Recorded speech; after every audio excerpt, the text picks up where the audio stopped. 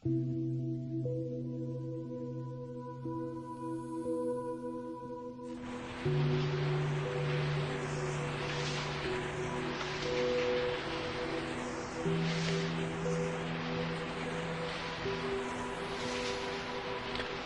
प्रश्न। भगवान, आपने उस दिन हमारे पूज्य आचार्य श्री तुलसी को भोंदूमल कहा तथा मुनि श्री नथमल को थोथुमल कहा तथा अन्य साधुओं को गधा कहा। जब आप हमारे पूज्य मुनियों और साधुओं को ऐसी गालियां देते हैं तो आपका विरोध क्यों न हो? भगवान महावीर ने तो साधुओं, मुनियों, सिद्धों, आचार्यों और उपाध्यायों को नमस्कार कहा है, जिसका आपने महावीर वाणी के एक प्रवचन में समर्थन भी किया है।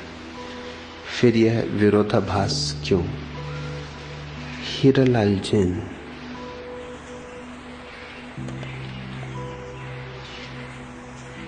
महावीर ने निश्चय ही अरिहंतों को, सिद्धों को, आचार्यों को, उपाध्यायों को, साधुओं को नमस्कार कहा है,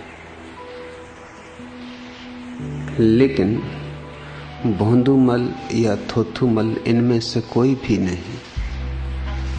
न अरिहंत हैं, न सिद्ध हैं, न आचार्य हैं, न उपाध्याय हैं, न साधु।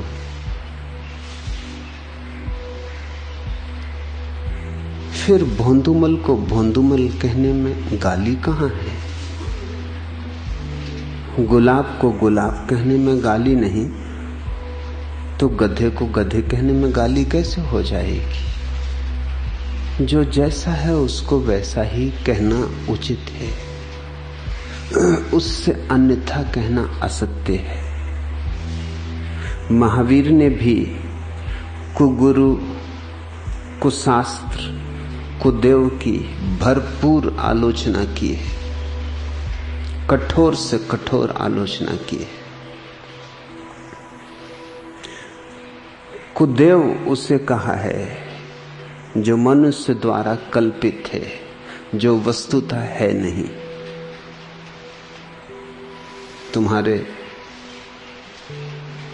हनुमान जी, गणेश जी और हजारों देवी देवता सब कुदेव है। यह तुम्हारी कल्पनाएं हैं, इनका कोई वास्तविक अस्तित्व नहीं है। और कैसी कैसी बचकानी कल्पनाएं और कैसी मूढ़ता कि आदमी हो के बंदरों को पूज रहे हो, कि आदमी होकर हाथी की सूंड वाले गणेश को पूज रहे हो और जय गणेश कहते थकते नहीं। शर्म भी नहीं आती, लज्जा भी नहीं लगती, विचार भी नहीं उठता कि मैं क्या कर रहा हूं। काली को पूज रहे हो, बकरे काट रहे हो, कलकत्ते की काली के सामने जितना खून बहा है शायद दुनिया में किसी मंदिर में नहीं बहा होगा। और उस खून से सरोबोर प्रसाद को पाने के लिए लोग पागलों की तरह दीवाने हो उठते हैं। ऐसी भीड़ लगती, जरा सा प्रसाद मिल जाए खून से सरोबोर तो जीवन धन्य हो गया। इनको महावीर ने कुदेव कहा है। कुछ शास्त्र कहा है उन शास्त्रों को जो ऐसे लोगों के द्वारा लिखे गए जिन्होंने सत्य का कोई अनुभव नहीं किया है, जिन्होंने सत्य को नहीं जाना। वे सत्य के संबंध में जो कुछ भी कहेंगे, लिखेंगे, वह झूठ होगा, सच तो यह है कि सत्य को जानने वाला भी सत्य को कहने में असमर्थ अनुभव करता है अपने को। लाओ त्सु ने कहा है, सत्य को कहा कि वह असत्य हुआ, क्योंकि शब्द बहुत छोटे हैं और सत्य बहुत विराट। सत्य को जानने वाले सत्य को कहने में संकोच अनुभव करते, फिर उनकी तो गिनती कहां करोगे जिन्होंने जाना ही नहीं और कहते रहे। उनको कुशास्त्र कहा है। दुनिया में शास्त्र बहुत कम है। 100 शास्त्रों में एक आध शास्त्र मुश्किल से, उस एक आध शास्त्र में भी अगर 100 श्लोक हों तो एक आध श्लोक सत्य होगा। तुम जरा अपने वेदों को उठा के देखो, 100 में 99 सूत्र धर्म से कोई संबंध ही नहीं रखते, शुद्ध अधार्मिक है। कोई प्रार्थना कर रहा है इंद्र से कि मेरे खेत में वर्षा ज्यादा कर देना और पड़ोसी के खेत में कम। मेरी गायों के थन में दूध ज्यादा आ जाए और दुश्मनों की गायों के थनों का दूध सूख ही जाए। कि हे प्रभु, मुझे शत्रुओं पर विजय दिला और मेरे शत्रुओं को ऐसी मात दिला कि उन्हें पाठ मिल जाए। इन सब बातों का धर्म से कोई संबंध हो सकता है? तो महावीर ने वेदों की स्पष्ट आलोचना की, उन्हें कुशास्त्र कहा। हिंदुओं ने जैनों का विरोध क्यों किया है? इसलिए कि जैन वेद विरोधी है। हिंदुओं ने जैनों के विरोध में हजारों साल लगाए हैं। उसका कुल कारण इतना है कि जैन न तो हिंदू देवताओं को मानते न हिंदू शास्त्रों को, और इन शास्त्रों को मानने वाले और इन देवताओं को पूजने वालों को और पूजा करवाने वालों को कुगुरु कहा है। तो मैंने अगर किसी को भोंदूमल और थोथुमल कहा तो क्या चिंता कर रहे हो?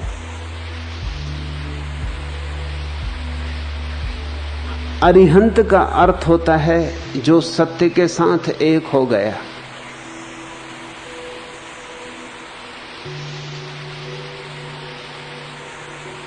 सत्य के साथ जो एक हो गया है वो पूछेगा कि मैं ध्यान कैसे करूं?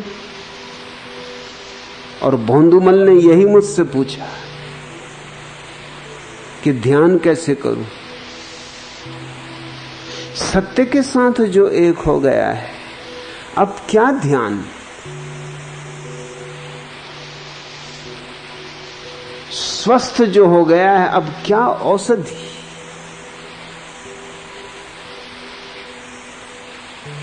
अरिहंत परम अवस्था है भगवत्ता की। ध्यान रहे, महावीर ने भगवान का कोई अस्तित्व नहीं माना है।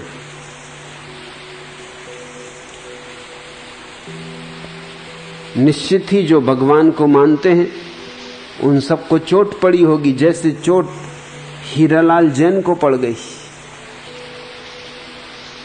तिलमिला गए होंगे। महावीर को नास्तिक कहा है हिंदुओं ने, और हिंदुओं की नास्तिक की व्याख्या यही, जो वेद को न माने, ईश्वर को न माने। अब और नास्तिकता क्या होगी? हिंदुओं ने जैन धर्म को धर्म नहीं माना है, धर्म की आड़ में नास्तिकता माना है।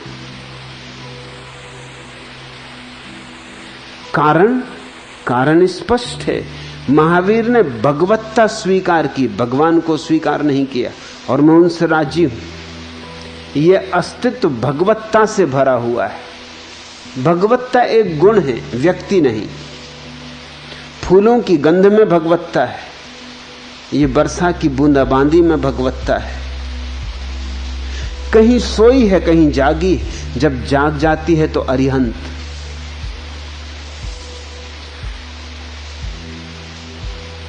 जब सोई होती है तो हमें पहचान में नहीं आती। चट्टानों में भी भगवत्ता सोई हुई है, क्योंकि उनमें भी जीवन है। जहां जीवन है वहां भगवत्ता की संभावना है। लेकिन जिनमें जागी न हो और वो इस तरह के दावे कर रहे हो कि जाग गई है, उनको अगर भोंदूमल न कहो तो और क्या कहो। मुझसे एकांत में जैन मुनि मिलते हैं तो पूछते हैं कि आत्मा को कैसे पहचाने, और रोज सुबह शाम आत्मा की ही चर्चा करते हैं।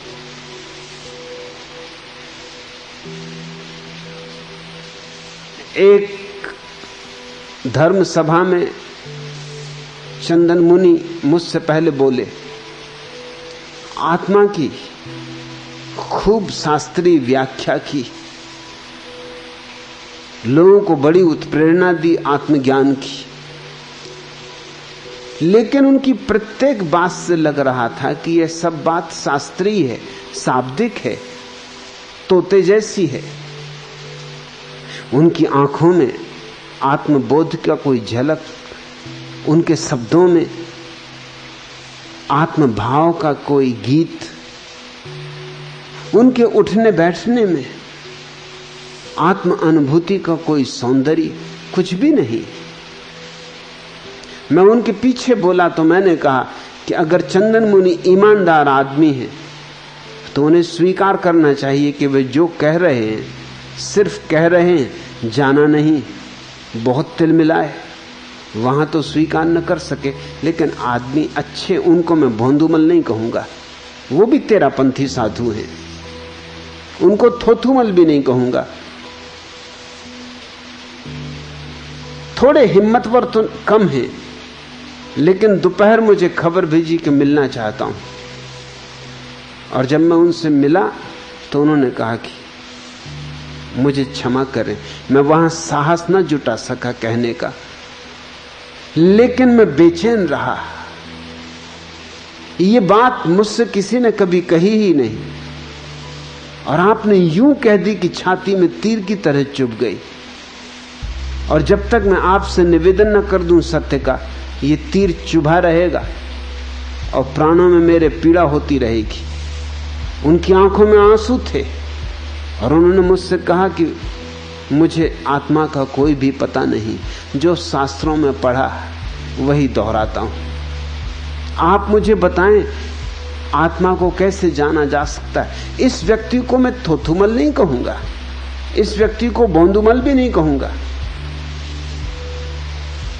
इस व्यक्ति को मैं मुमुक्षु कहूंगा, जिज्ञासी कहूंगा, सत्य का खोजी कहूंगा। यह व्यक्ति साधक है तो कभी साधु हो सकता है, और साधु हो जाए तो अरिहंत होना भी दूर नहीं।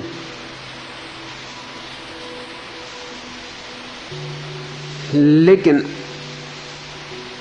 आचार्य तुलसी को इतना ईमानदार नहीं मानता हूं। जो मेरा उनका अनुभव आया उसमें चालबाजी, राजनीति, कूटनीति, वे सब तो मुझे दिखाई पड़ी बातें, आत्मानुभव बिल्कुल दिखाई नहीं पड़ा। और जो उनने मुझसे पूछा वो प्रश्न ही सूचक थे इस बात के। मैंने आज तक किसी से नहीं पूछा कि ध्यान कैसे करूं, क्यों पूछूं, क्या जरूरत पूछने की। मैंने किसी से नहीं पूछा कि आत्मा को कैसे पाऊं। एक मैंने कष्ट कर ही लिया था, अगर आत्मा मेरे भीतर है तो किसी से क्या पूछना है। खोजूंगा, तलाशूंगा, टटोलूंगा, देर अबेर मिलेगी ही मिलेगी। अगर मेरे ही भीतर है तो खोदता रहूंगा, खोदता रहूंगा। जो भी कीमत चुकानी होगी चुका दूंगा।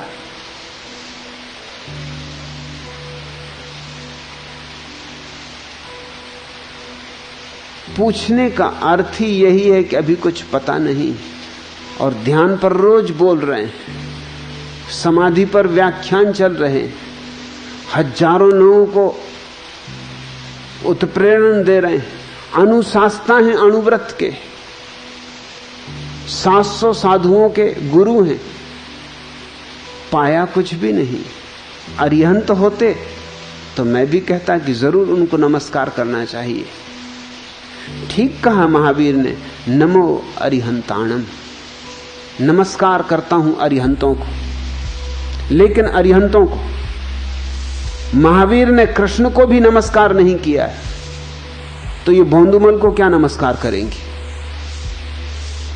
जैन शास्त्रों ने कृष्ण को नरक में डाला है, भोंदुमल को कहां डालूं तुम बोलो?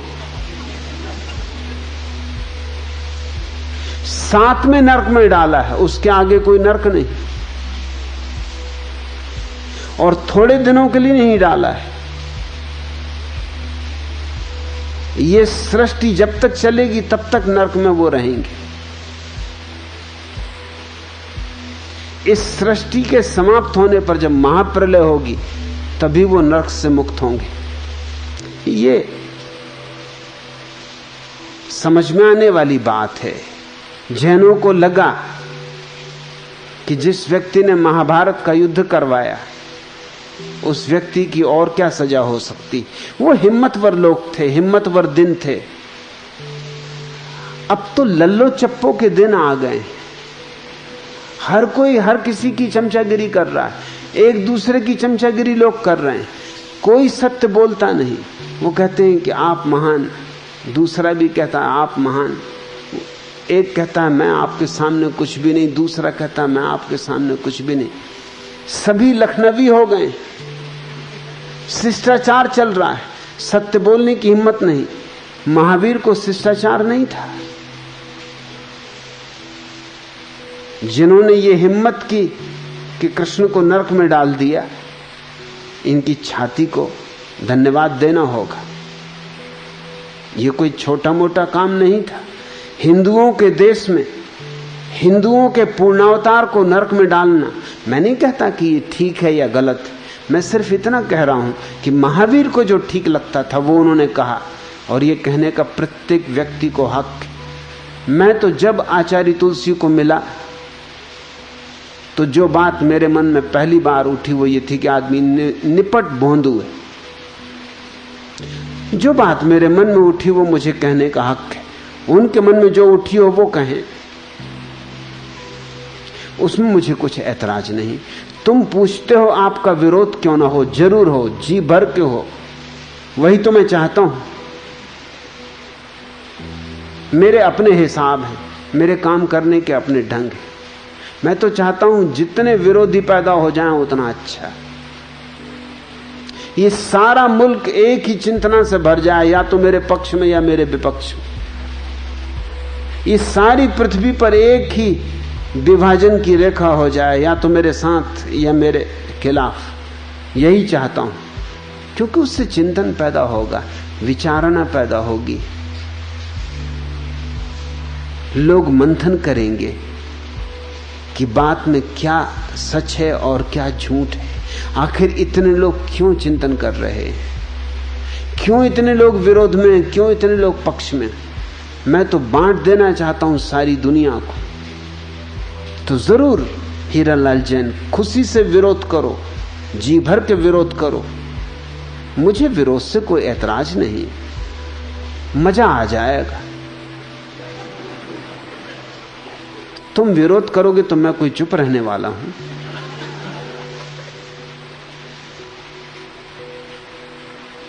तुम सुई उठाओगे तो मैं तलवार उठाऊंगा।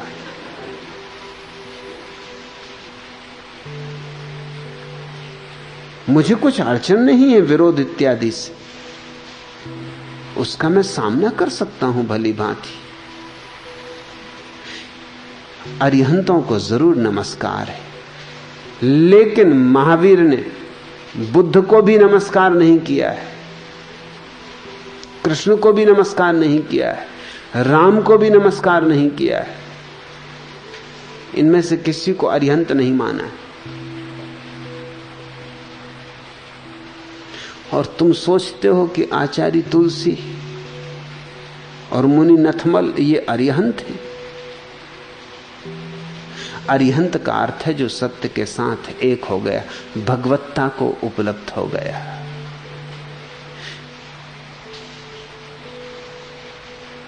अरिहंत के ही समकोटि का व्यक्ति है सिद्ध। इसलिए दूसरा सूत्र है नमो सिद्धाणम, सिद्धों को नमस्कार। अरिहंतों और सिद्धों में थोड़ा सा भेद है।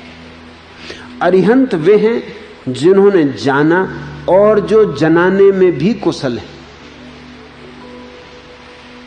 जिन्होंने जिया और जो दूसरों को जीने के लिए अनुप्रेरित कर सकते हैं, जो जागे और दूसरों को जगा सकते हैं। सिद्ध भी अरहंत की ही अवस्था में है। भेद इतना है कि वे स्वयं जाग गए लेकिन किसी को जगा नहीं सकते।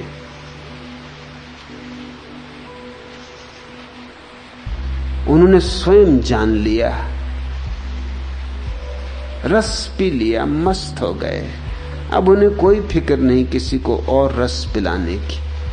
कबीर ने कहा है, हीरा पायो गांठ गठियायो, बाको बार बार क्यों खोले। ये सिद्ध की अवस्था है। अब मिल गया है हीरा, अपनी गांठ में गठाया, अब बार बार खोलो, कोई चुरा ले जाए, कोई झटक ले, कोई झंझट खड़ी हो, क्यों उसे बार बार खोलना। अलग अलग प्रवृत्तियों के लोग हैं। बुद्ध ने इस भेद को बोधिसत्व और अरहत का भेद कहा है। जिसको महावीर ने अरिहंत कहा है उसको बुद्ध ने बोधिसत्व कहा है, जो दूसरों के भीतर बुद्धत्व को जगाए। और जिसको महावीर ने सिद्ध कहा है उसको बुद्ध ने अरहत कहा है, जो किसी और को जगाने की चिंता में नहीं पड़ता, जो जाग गया, बात पूरी हो गई, यात्रा समाप्त हो गई, मंजिल पे आ गया, विश्राम मिल गया। अब क्या करना है, उस पार निकल गया, अब लौट कर नहीं आता पुकारने, पहुंच गया शिखर पर। अब चिल्लाता नहीं घाटी में भटकते हुए लोगों के लिए। ये व्यक्ति व्यक्ति के भेद हैं। सिद्ध अंतर्मुखी होता है। पश्चिम के बड़े मनोवैज्ञानिक कार्ल गुस्ताव जुंग ने दो भेद किए हैं मनुष्यों के बीच, अंतर्मुखी और बहिर्मुखी। सिद्ध अंतर्मुखी होता है, अरहत अंतर्मुखी होता है। उसने पा लिया, अपने भीतर बंद हो जाता है। जैसे कि भौरा कमल पर बैठ के रस पीता है, सांझ जब कमल बंद होता है तो भौरा कमल के भीतर ही बंद हो जाता है, उड़ता भी नहीं, पीते ही रहता है रस। कमल बंद हो जाता है, उसको फिक्र भी नहीं। ऐसा सिद्ध कमल के भीतर बंद भौरा है, उसकी गुनगुन भी तुम्हें सुनाई ना पड़ेगी। रस तो जी भर के पी रहा है, डूबा हुआ है रस में। लेकिन अरिहंत बहिर्मुखी व्यक्ति है। उसने जाना है, लेकिन जानने के साथ साथ उसके भीतर एक प्रगाढ़ करुणा उठी कि जो भटक रहे हैं उन्हें भी राह सुझा दे। न तो तुम्हारे बोंदुमल थोतुमल अरिहंत हैं, न सिद्ध हैं। तीसरा सूत्र है नमो आर्याणम, आचार्यों को नमस्कार। पहले दो व्यक्ति धर्म के जगत के, दूसरे दो व्यक्ति आचार्य और उपाध्याय नीति के जगत के व्यक्ति हैं। आचार्य का अर्थ है जिसने सुना है अरिहंतों से और उसको अपने आचरण में उतार रहा है। आचार्य शब्द का ही यह अर्थ होता है कि जो उसको आचरण में उतार रहा है। सुना है अरिहंतों से, बैठा है अरिहंतों के पास, समझा है उनसे जिन्होंने समझ लिया, और अब उसको अपने आचरण में उतार रहा है। अरिहंत आचरण में नहीं उतारता, उसके भीतर तो दिया जलता है, वही उसका आचरण है। सिद्ध आचरण में नहीं उतारता, उसके भीतर जो घटा है वही उसके बाहर घटने लगता है। आचार्य वह है जिसके भीतर तो कुछ नहीं घटा है, लेकिन किसी अरिहंत के चरणों में झुका है, किसी सिद्ध के पास बैठा है, किसी अरिहंत की गंध उसे मिली, इतना उसे सबूत हो गया है कि ये पारलौकिक जगत है। लेकिन ये प्रमाण अभी दूसरे से मिला है, अपना अनुभव नहीं है, फिर भी वो इसे अपने आचरण में उतारने की कोशिश कर रहा है। उसको आचार्य कहा है। न तो तुम्हारे तुलसी किसी अरिहंत के पास बैठे हैं और न किसी सिद्ध के पास बैठे। इनको मैं आचार्य भी नहीं कह सकता हूं। मेरी बातों को तुम ठीक से साफ साफ समझ लो, और जब समझ रहे हो तब क्रुद्ध मत हो जाना, नहीं तो समझ नहीं पाओगे। इनको मैं आचार्य भी नहीं कह सकता हूं। ये किसी अरिहंत के पास नहीं बैठे, न किसी सिद्ध के पास बैठे। इन्होंने किसी सद्गुरु का सत्संग नहीं किया है।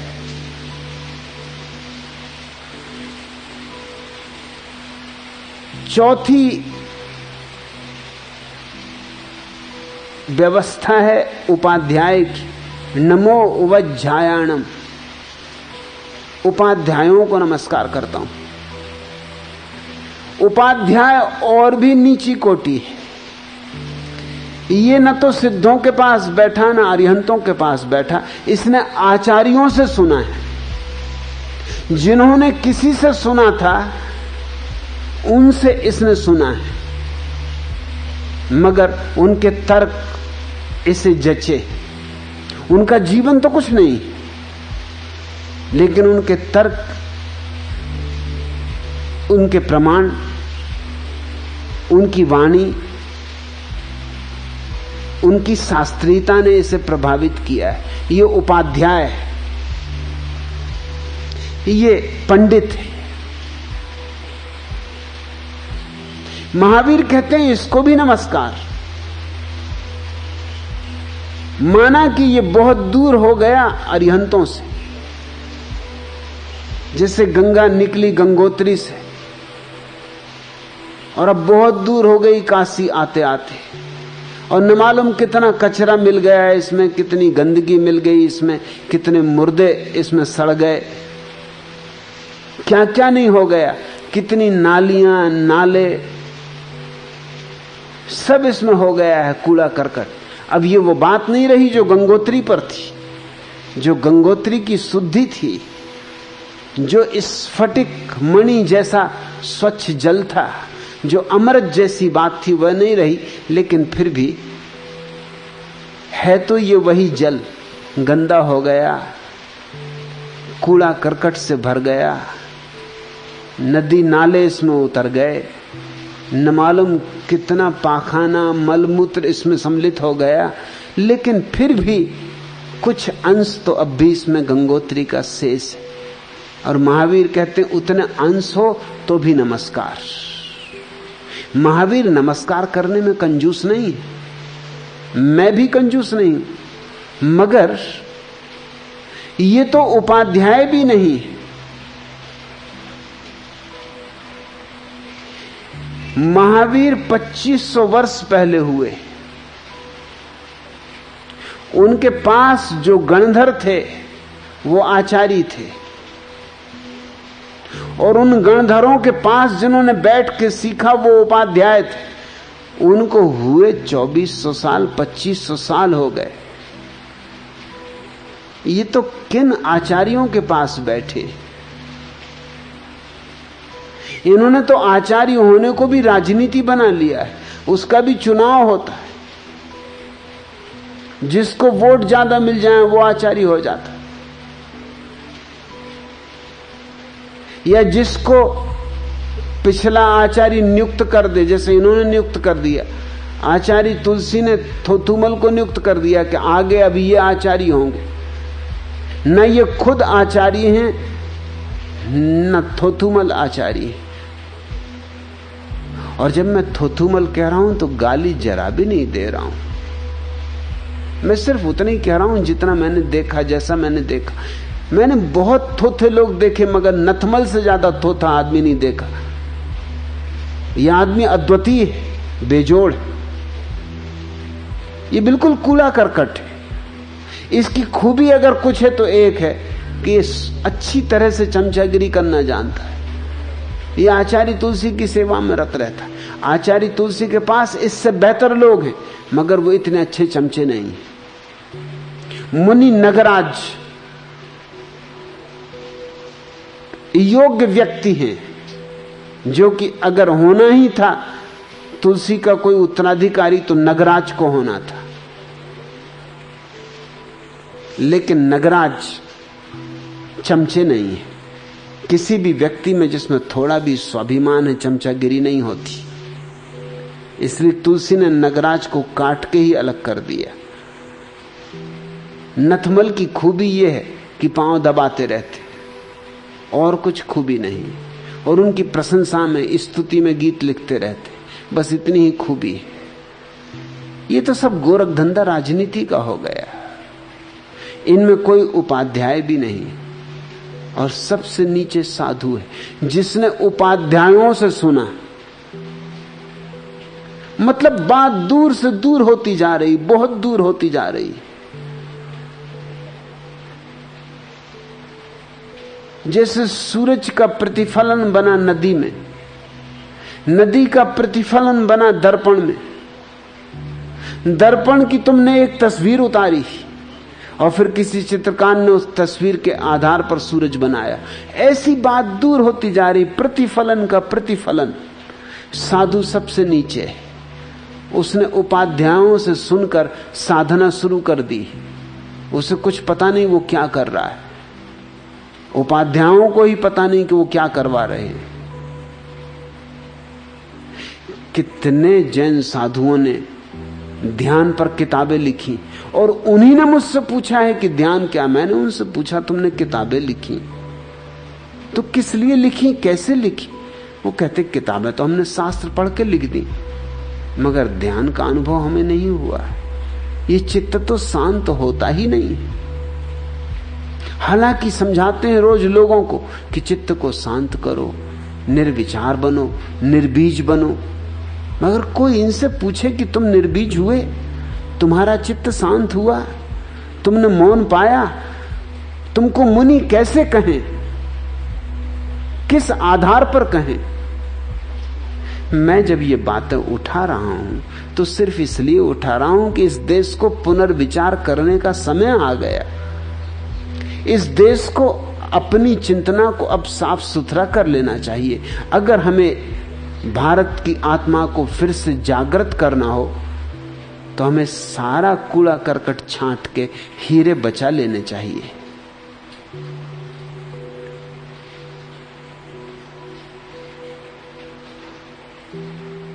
लेकिन हीरालाल जैन को कष्ट हुआ होगा, वो जैन होना दिक्कत दे रहा है। उन्होंने लिखा, आपने उस दिन हमारे पूज्य, हमको चोट लगी है, अहम को चोट लगी है, हमारे पूज्य को थोथुमल कह दिया, तो हमारी तो गिनती ही क्या रही, हम तो और ही गए बीते हो गए। प्रत्येक व्यक्ति अपने अहंकार को बड़ी तरकीबों से भरता है। हर शिष्य अपने अहंकार को भरने की तरकीबें करता है। अगर मुझे कोई गाली दे दे तो मेरे शिष्य को, जो मुझे नहीं समझता है, फौरन चोट लग जाती। उसे चोट इसलिए नहीं लगती कि मुझे गाली पड़ी, उसे चोट इसलिए लगती है कि अगर मेरे गुरु को गाली पड़ी तो मैं भी तो सम्मिलित हूं। मेरा गुरु तो महान होना चाहिए, तो उसी आधार पर मैं भी महान हो जाता हूं। महान गुरु का शिष्य महान, थोथे गुरु का शिष्य थोथा। हीरालाल को लगा होगा ये तो मुझको ही थोथा कह दिया, मगर सीधा कह नहीं सकते कि आपने मुझे थोथा कहा। घूम के आ रहे हैं। लंबा चक्कर लगा रहे हैं कि हमारे मुनियों को, हमारे आचार्यों को भोंदुमल कह दिया,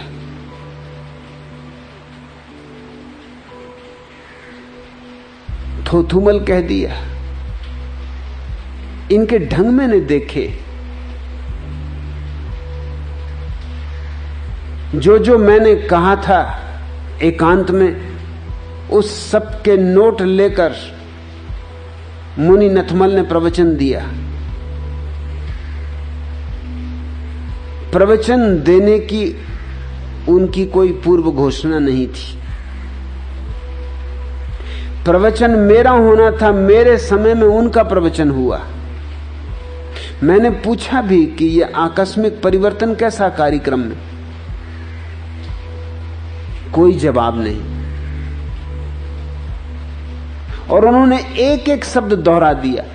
उसको उन्होंने इस ढंग से दोहराया कि मुझे बिल्कुल पक्का प्रमाण हो गया कि आदमी बिल्कुल तोता है, तोता रटन थे। एक एक शब्द जैसा मैंने कहा था वैसा दोहरा दिया। लेकिन कोई 20,000 लोगों का मेला था। सांझ को रमणीक झवेरी जो मुझे वहां ले गए थे, प्यारे आदमी, अगर मुझसे कोई पूछे तो तुलसी और नथमल दोनों से ज्यादा श्रेष्ठ आदमी मैं रमणीक झवेरी को मानता हूं। इस आदमी में कुछ खूबियां हैं। ये न तो मुनि है न साधु है, मगर इसमें एक सरलता है, और सरलता ही साधुता है। इसमें एक सहजता है और इसमें एक साहस भी है। सांझ को आके उन्होंने मुझसे कहा कि बड़ी हैरानी की बात है, मुझे भी बहुत धक्का लगा कि जो समय आपका था उसमें नथमल को क्यों बुलवाया। और जब नथमल जो बोले तो मैं एक एक बात समझ गया कि ये तो सब आपकी बातें हैं जो वो कह रहे हैं, जो उन्होंने इसके पहले कभी नहीं कही। तो मैंने शाम को ही जाके उनसे कहा कि ये बात उचित नहीं है। तुलसी जी को मैंने कहा कि बात उचित नहीं है। मुझे आपने कहा था कि उनको मैं आमंत्रित करके ले आऊं, मैं उन्हें आमंत्रित करके लाया हूं। मुझको भी धक्का लगा कि ये बात उचित नहीं है, ये अनुचित हुआ। और फिर भी मैं आपको कहता हूं कि आपके मुनि नथमल का कोई प्रभाव जनता पे पड़ा नहीं, क्योंकि वो बातों में जान नहीं थी। जब बातें उधार होती उनमें जान नहीं होती। तुम दोहरा तो सकते हो लेकिन ओंठों पर ही रह जाती हैं, आत्मा नहीं होती, भीतर तुम्हारा कोई समर्थन नहीं होता।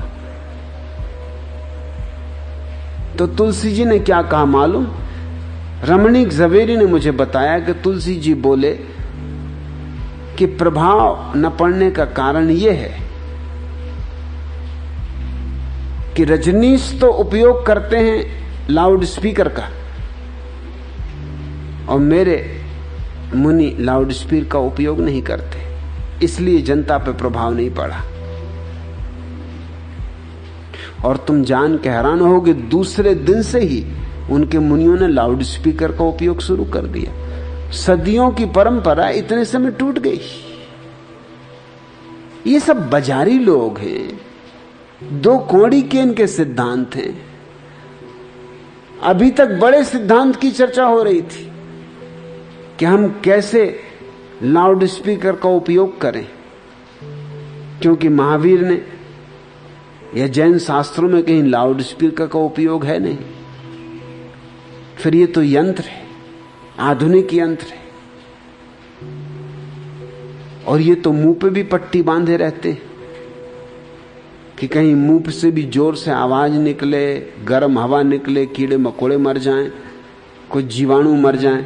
लाउड स्पीकर पर बोलना तो इतने जोर से बोलना है कि न मालूम कितने जीव जंतु मर जाएंगे। सब भूल भाल गए, सब सिद्धांत की बकवास जो कल तक चलती थी बंद हो गई। और थोथुमल इनको मैं इसलिए कहता हूं, भोंदुमल इसलिए कहता हूं कि ये बातें भी अगर ईमानदारी से स्वीकार की जाएं कि जमाना बदल गया और अब 20,000 लोगों को हमें बोलना है, तो हम उपयोग करेंगे लाउड स्पीकर का, तो भी ठीक। इसमें भी चालबाजियां। चालबाजी क्या? दूसरे दिन आचार्य तुलसी बोलने बैठे और एक आदमी ने लाके माइक वहां रख दिया। जब वो बैठे तब माइक नहीं था, जब वो बैठ गए, अभी बोलना शुरू नहीं किया, माइक लाके रख दिया गया। तब उन्होंने बोलना शुरू किया। उनसे पूछा गया क्या आप माइक से बोल रहे हैं? उन्होंने कहा कि नहीं, मैं तो बोल रहा हूं। अब कोई माइक लाके रख दे, इसमें मैं क्या करूं? देखते, इसको मैं चालबाजियां कहता हूं, इनको मैं बेईमानियां कहता हूं, और तुम कहते हो मैं गालियां दे रहा हूं। और तब से रोज माइक रखा जा रहा है। चलो एक आध दफा किसी ने रख दिया होगा, भूल से रख दिया होगा, मगर तब से अब कोई 15-16 साल हो गए, रोज माइक रखा जा रहा है। और उनके सामने नहीं, 700 साधु साध्वियों के सामने माइक रखा जा रहा है। सारे हिंदुस्तान में माइक रखा जा रहा है। ये माइक रखने वाले कौन है और इनको क्या पड़ी? और जब इनके गुरुजन माइक के खिलाफ हैं, तो ये लोग क्या उनको नरक भिजवाने की कोशिश कर रहे हैं?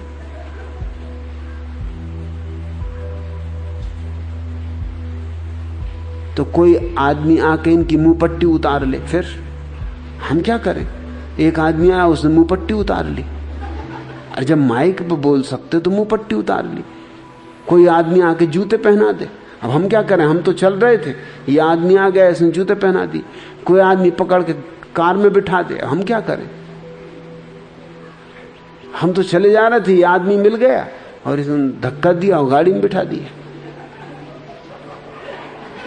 तो कोई आदमी फिर मानसी ले आए, अब हम क्या करें? हम तो भोजन कर रहे थे, इसने थाली में परोस दिया, तब थाली में कुछ छोड़ना तो ठीक नहीं, तो ले लिया। तो फिर अड़चन क्या है? फिर अड़चन किस बात की? इस तर्क को जरा समझने की कोशिश करो, ये बेईमानी के तर्क हैं या नहीं। और इन बेईमानों को तुम कहो कि ये उसी कोटि में आते हैं जिसमें अरिहंत, सिद्ध, आचार्य, उपाध्याय, साधु, मैं स्वीकार नहीं करूंगा। और तुम पूछते हो कि आपने महावीर वाणी के एक प्रवचन में इसका समर्थन किया, निश्चित किया, आज भी करता हूं।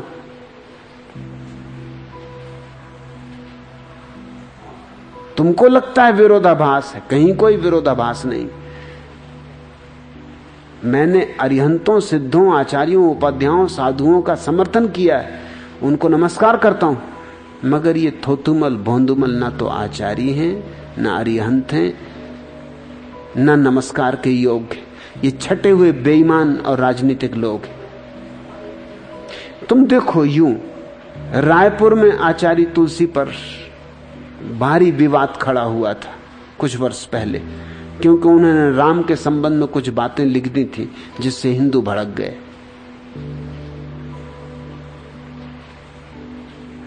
तो मुझे खबर आई, उनके आदमी खबर लेके आए कि मैं एक वक्तव्य दूं उनके समर्थन में,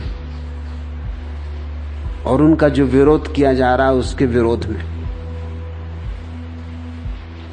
मैंने कहा विरोध तो उचित नहीं है, क्योंकि प्रत्येक व्यक्ति को अपने विचार व्यक्त करने का हक है, तो मैं जरूर वक्तव्य दूंगा। मैंने वक्तव्य लिख दिया, वक्तव्य मैंने दिया, उसमें मैंने कहा, वो छपा वक्तव्य, उन्हीं को वक्तव्य भेज दिया था कि आपको जहां छपवाना हो छपवा लें, कि प्रत्येक व्यक्ति को अपने विचार प्रकट करने का हक है।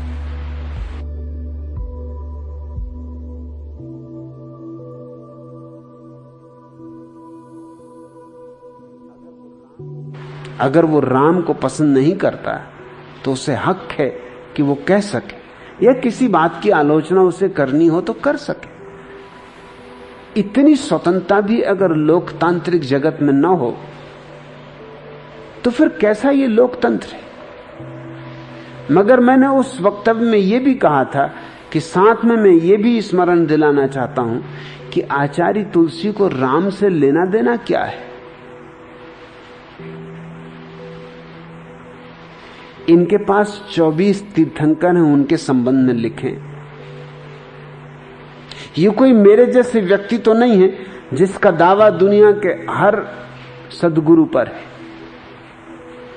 मैं जीसस पर बोलूंगा क्योंकि मैं जीसस को उतना ही प्रेम करता हूं जितना महावीर को, और बुद्ध पर बोलूंगा और कृष्ण पर बोलूंगा और लाओ त्सु पर बोलूंगा, क्योंकि मेरा कोई धर्म नहीं है, सारे धर्म मेरे।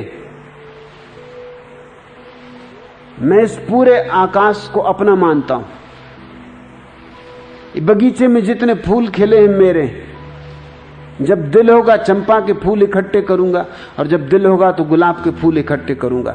लेकिन तुलसी की तो सीमा है, उनको अपनी सीमा में ही जीना चाहिए। उन्हें क्या जरूरत राम पर बोलने की? राम ने उनका क्या लिया दिया है? राम से क्या प्रयोजन है? मैं बोलूंगा राम पर, मैं बोलता हूं।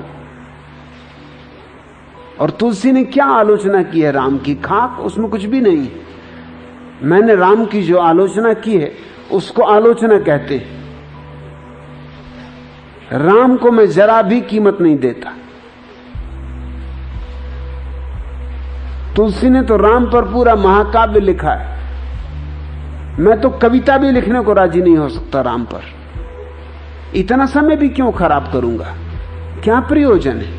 तो मैंने उस वक्तव्य में यह भी कहा था कि आचार्य तुलसी को राम पर कुछ भी कहने की आवश्यकता नहीं है। तुम हिंदू नहीं हो, तुम जैन हो, तुम्हारी एक बंधी परंपरा है, तुम एक डबरे में बंद हो, तुम एक डबरे की मछली हो। अपनी मछलियों की चर्चा करो, मगर मच्छों की चर्चा करो, जो भी तुम्हें करना है। मगर तुम्हें दूसरे के उसमें क्यों बीच में पड़ना?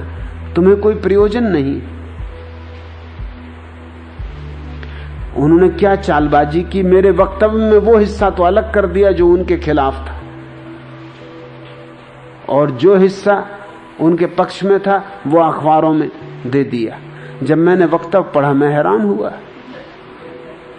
सब वे हिस्से उन्होंने अलग कर दिए थे जिनमें मैंने ये बात उठाई थी कि आपको क्या जरूरत है कहने की, और वे हिस्से सब दे दिए थे जिनमें मैंने आलोचना की थी कि लोगों को, प्रत्येक व्यक्ति को बोलने की, विचार की स्वतंत्रता देनी चाहिए। इसको मैं चालबाजियां कहता हूं। अगर ये करना था तो मुझसे पूछ के करना था।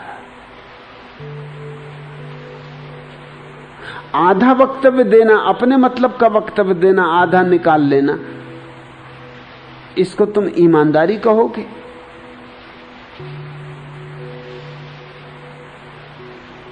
और तुम जरा सोचो, उनको किसी ने छुरा नहीं मार दिया था, गोली नहीं मार दी थी, सिर्फ आलोचना हो रही थी।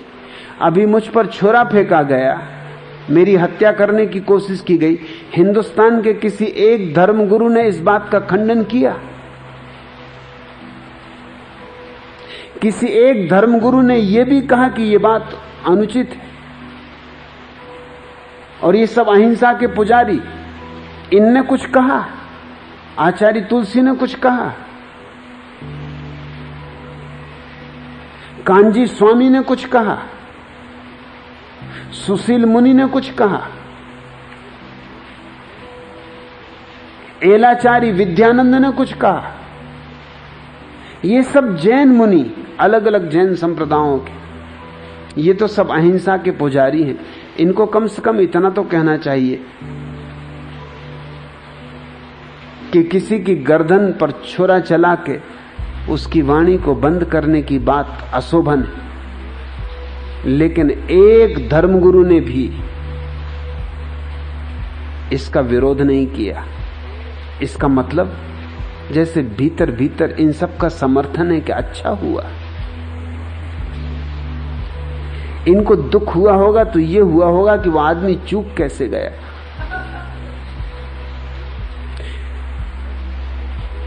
सिर्फ इंदिरा गांधी को छोड़कर भारत के एक भी राजनीतिक व्यक्ति ने इस बात का विरोध नहीं किया। सिर्फ इंदिरा गांधी ने मुझे पत्र लिखा कि मुझे हार्दिक दुख है और मुझे धक्का लगा। इस तरह की घटना नहीं घटनी थी, यह बात बेहूदी है, और इस तरह की घटना न घटे इसका मैं पूरा इंतजाम करूंगी। इंदिरा ने सिर्फ कहा, बाकी देश का कोई राजनेता नहीं बोला, कोई धर्मगुरु नहीं बोला, कोई बुद्धिवादी, बड़े लेखक, कवि, साहित्यकार, मनीषी कोई नहीं बोले। यूं जैसे कि कोई खास बात ही न थी। किसी को छोरे से मारना कोई खास बात ही नहीं। जाहिर है एक बात, इस छुरे के पीछे इन सारे लोगों का अनजाना अचेतन समर्थन, ये प्रफुल्लित हुए होंगे, ये आनंदित हुए होंगे, अच्छा हुआ। ये भी यही करना चाहते हैं मगर कर नहीं सकते। इतनी करने की भी इनमें हिम्मत नहीं है। आचार्य तुलसी को तो सोचना था कि तुम्हारी सिर्फ आलोचना हुई थी तो भी मैंने वक्तव्य दिया था, मुझ पे छुरा फेंका गया, कम से कम तुम इतना कह सकते थे कि यह बात अशोभन है। वह भी कहने की बात नहीं बन सकी उनसे। इस तरह के लोगों को मैं क्या कहूं। और इस तरह के सारे लोग दिल्ली में जाकर अड्डा जमाए रखते हैं। और दिल्ली में इनका काम क्या है? इनका काम एक ही है कि बस इनके जो चापलूस हैं वो जाके राजनेताओं की प्रार्थना करते रहते हैं कि आप तुलसी जी महाराज के पास चलिए, कि आप सुशील मुनि जी महाराज के पास चलिए, बस 2 मिनट के लिए चलिए। और वहां जाके क्या काम करते हैं? कोई भी जाएगा स्वभावता नमस्कार करेगा, और जैन मुनि तो किसी को नमस्कार करता नहीं, आशीर्वाद देता है।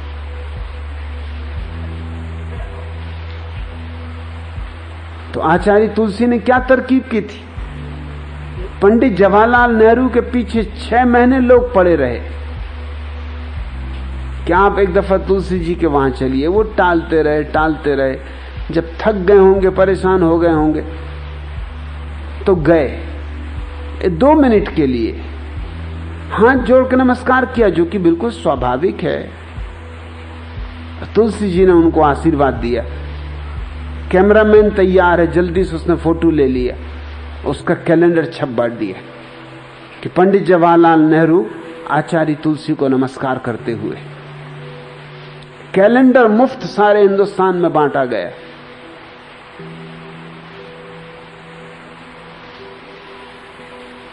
ये चालबाजियां, ये बेईमानियां, इनका धर्म से कोई संबंध है? कोई प्रयोजन है? कोई अर्थ है? मैं सिर्फ चाहता हूं कि तुम सोचो, विचार करो, और तुम्हें अगर इतनी इतनी बड़ी चीजें नहीं दिखाई पड़ती तो तुम बिल्कुल अंधे हो। एक साइकिल सवार नाराज हो गया, चिल्ला के बोला, क्यों जी, तुम मुड़ने के लिए हाथ नहीं दे सकते थे? मैं ट्रक के नीचे आ जाता तो? ट्रक ड्राइवर ने कहा, भाईजान तुम ही सोचो, जब तुम्हें मेरा इतना लंबा चौड़ा ट्रक नजर नहीं आया तो हाथ भला कैसे नजर आता? तुम्हें कुछ नजर ही नहीं आ रहा है।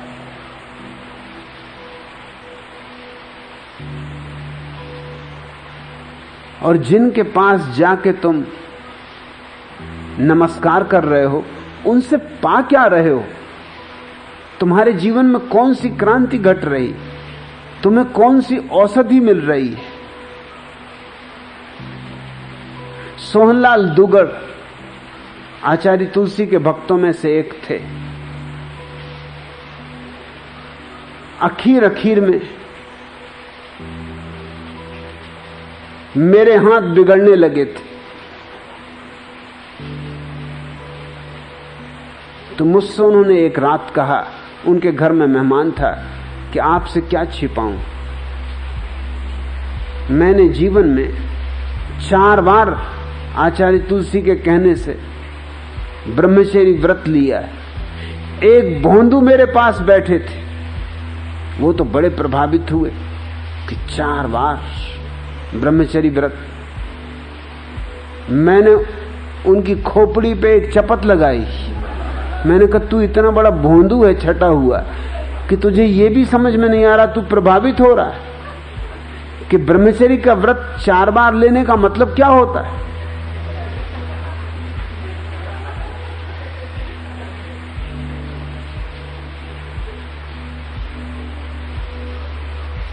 तूने तो हद कर दी मूर्खता की। उनका गदगद भाव देख के कि वाह क्या गजब कर दिया, 4 बार। मैंने तो 1 बार भी नहीं लिया जीवन में, तो स्वभाव था जिसने 4 बार लिया उसने तो महान साधना कर ली।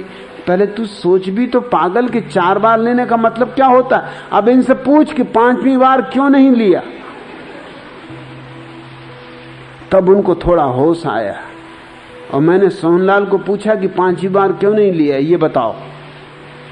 तो उन्होंने कहा पहले आदमी जो ये पूछ रहे हैं 5वीं बार क्यों नहीं लिया। नहीं तो लोग प्रभावित होते हैं, जैसे ये भैया प्रभावित हुआ कि 4 बार ब्रह्मचर्य का व्रत। 5वीं बार इसलिए नहीं लिया कि 4 बार ले लेके बार बार टूटा, थक गया। मैं समझ गया कि अपने से होने वाला नहीं, इसलिए नहीं लिया। मैंने उन मूर्खानंद को जो बैठे वहां प्रभावित हो रहे थे कहा कि तुमने एक कहानी सुनी है। एक राजनेता पागलखाना देखने गया। उसने पूछा कि जब कोई पागल ठीक हो जाता है तो तुम कैसे तय करते हो कि वो ठीक हो गया। तो उसने कहा कई हमारे पास परीक्षण है। जैसे अगर पढ़ा लिखा आदमी हो तो हम उससे पूछते हैं कि जो पहला हवाई जहाज का उड़ाका था उसने पृथ्वी के 4 चक्कर लिए। उन 4 चक्कर लेने में 1 बार मारा गया, कौन से चक्कर में मारा गया।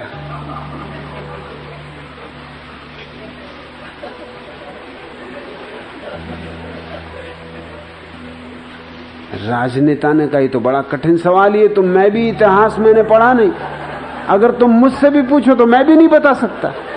अरे जब पढ़ा ही नहीं इतिहास तो किस चक्कर में मारा गया ये मैं भी कैसे बता सकता हूं। मैंने कहा तुम भी उसी कोटि के मूड हो, तुम किसी पागल खाने में भर्ती हो जाओ। अब जो आदमी 4 दफे चक्कर लिया पृथ्वी का, ये भी नहीं बता सकते किस में मारा गया। अरे स्वभाव तो चौथे में मारा जाएगा, अगर तीसरे में मर जाता तो चौथे का चक्कर कौन लेता। इतनी सीधी सीधी बात तुम्हारी अकल में नहीं घुसती।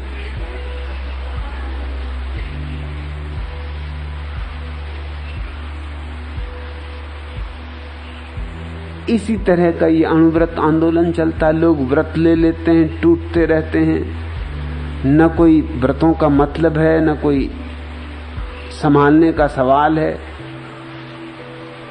मगर तुलसी जी अणुव्रत शास्ता हो गए, अणुव्रत अनुशास्ता हो गए। इस देश में क्रांति वगैरह तो होती ही नहीं, क्रांतिकारी बहुत। इस देश को सुधारने वाले इतने हैं कि कभी कभी मैं ये सोचता हूं कि सुधारना किसको है।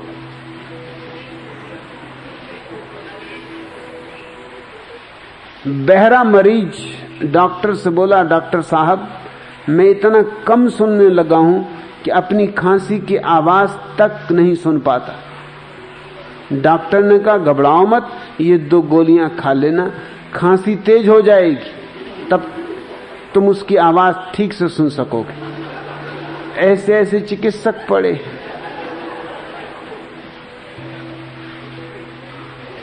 सिर्फ देते हैं सुनाई शब्द अनगढ़, अर्थ आधे, टूटते से स्वर, द्वार पर ताले जड़े हैं, ऊंघते से घर, आजकल इस ओर भी बस्ती नहीं।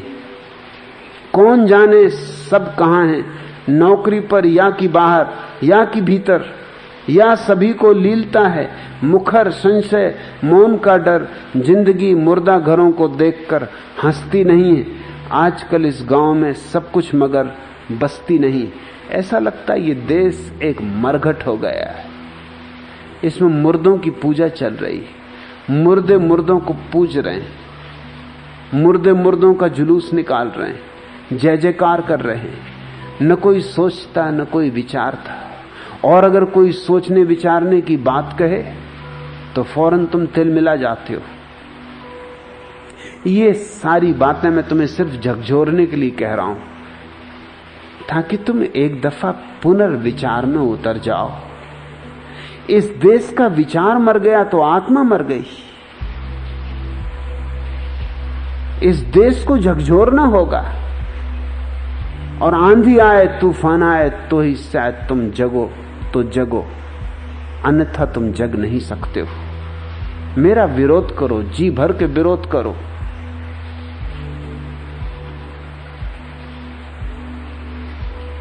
इसी संबंध में दूसरा प्रश्न पूछा है,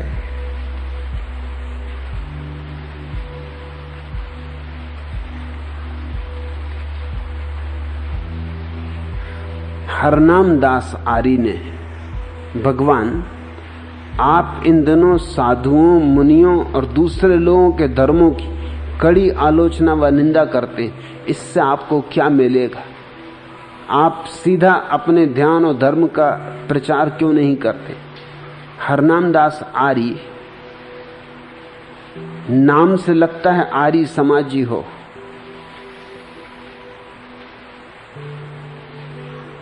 दूसरों की आड़ में अपनी बात छिपा रहे हो।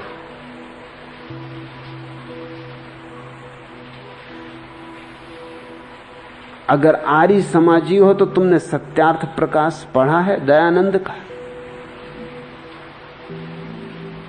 उसमें तो सारे धर्मों की आलोचना है।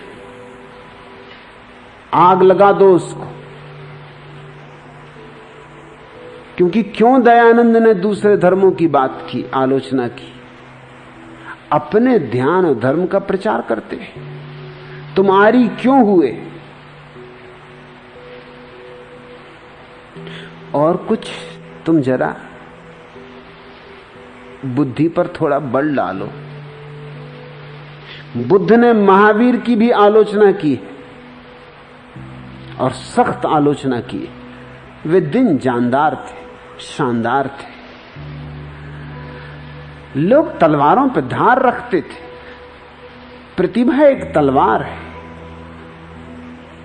ऐसे कमजोर और कायर नहीं थे, ऐसे पूंछ दबा के नहीं भागते थे। बुद्ध ने महावीर की आलोचना की और सख्त आलोचना की, क्योंकि जैन कहते थे कि महावीर त्रिकालज्ञ है और बुद्ध इस पर बहुत हंसते थे। बुद्ध ने कहा है कि मैंने महावीर को ऐसे घर के सामने भिक्षा मांगते देखा है जिस घर में कोई है ही नहीं, बरसों से घर खाली पड़ा, और ये सज्जन त्रिकालज्ञ, तीनों काल का इनको पता है, और इनको ये भी पता नहीं कि घर में कोई रहता नहीं। ये खाक त्रिकालज्ञ। मैंने महावीर को सुबह सुबह धुंधलके में उठते गांव के बाहर पाखाना इत्यादि करने को जाते देखा है। रास्ते में अंधेरे में कुत्ते के पूंछ पे पैर पड़ जाता, जब कुत्ता भौंकता तब इनको अकल आती कि कुत्ता सो रहा। और ये त्रिकालज्ञ, इनको तीनों काल का ज्ञान है, अतीत का, वर्तमान का, भविष्य का।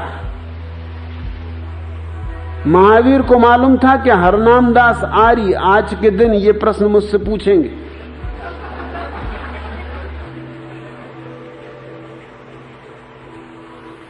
बुद्ध ने बहुत मजाक उड़ाई है। मैं ये नहीं कहता कि सही या गलत, मैं ये कहता हूं कि जब कोई देश जिंदा होता है उसमें प्रखरता होती, उसमें चीजों में चुनौती होती। शंकराचार्य ने बुद्ध की बहुत आलोचना की, गहन आलोचना की, और रामानुज ने शंकराचार्य को छोड़ा नहीं। रामानुज ने इतनी गहन आलोचना की शंकराचार्य की और ये सिद्ध करने की कोशिश की है कि शंकराचार्य छुपे हुए बौद्ध हैं, प्रच्छन्न बौद्ध, ये करते तो बुद्ध की आलोचना है, मगर वो आलोचना सब धोखा है। भीतर से, पीछे के दरवाजे से बुद्ध के ही विचारों का ये प्रचार कर रहे हैं। चूंकि अब बुद्ध का प्रचार सीधा सीधा नहीं हो सकता, ब्राह्मणों ने बुद्ध के धर्म को उखाड़ फेंका है, इसलिए बुद्ध के धर्म को पीछे के दरवाजे से कैसे प्रवेश करवाया जाए, ये शंकराचार्य कोशिश कर रहे हैं। ये जानदार लोग थे, ये तुम जैसे मुर्दा लोग नहीं थे। क्यों ना करूं मैं आलोचना अगर साधु गलत है? मुनि मुनि नहीं है, साधु साधु नहीं है, आलोचना क्यों ना करूं? और धर्मों पर किसी की बपौती, किसी का ठेका है? दुनिया में 300 धर्म है, 300 ही धर्म ठीक नहीं हो सकते। सत्य एक है, 300 धर्म कैसे ठीक हो सकते? और जब तक गलत को गलत न कहा जाए तब तक सही को सही कहा नहीं जा सकता। गलत की पहचान आ जाए तो ही सही की पहचान आती। और गलत से शुरू करना होगा, क्योंकि तुम गलत से भरे हो।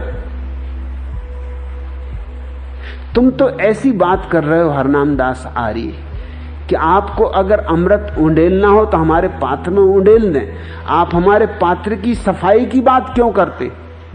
मुझे अपना अमृत खराब करना है? तुम अपने पात्र में मलमूत्र किए बैठे हो, उसकी सफाई ना करवाऊं, उसकी पहले सफाई करवाऊंगा।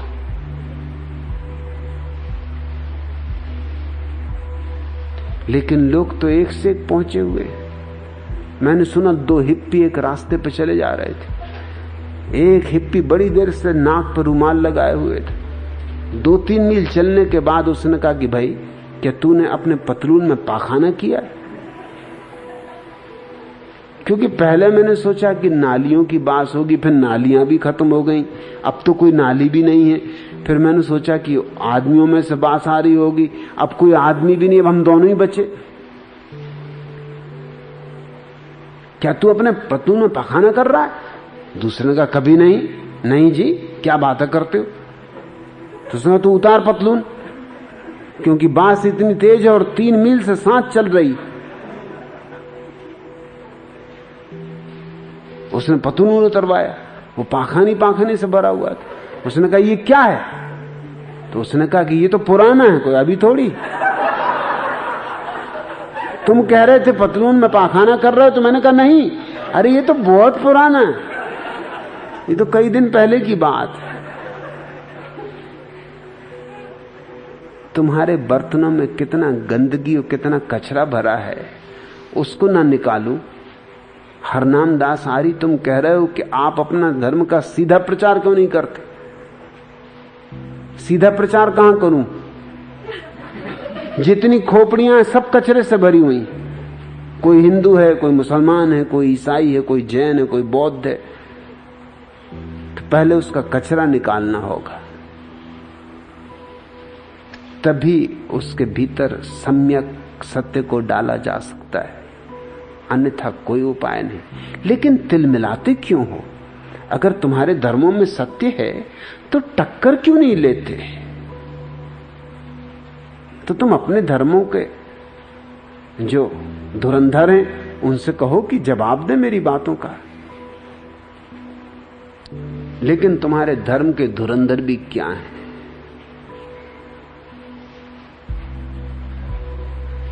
उनसे कुछ पूछो तो क्या जवाब मिलेगा?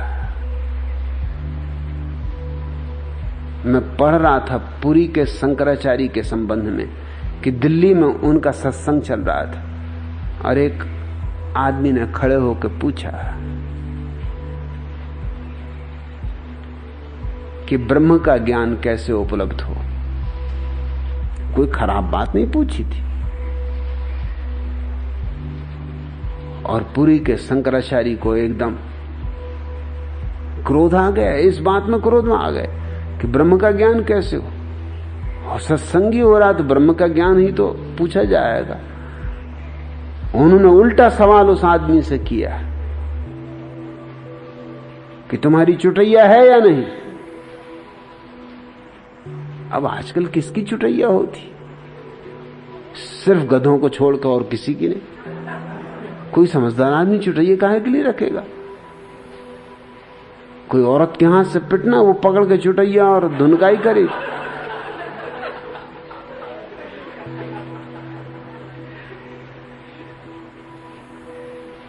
मैं छोटा था तो मेरे गांव में एक पड़ोस में एक सज्जन रहते थे, उनकी बड़ी चुटैया थी।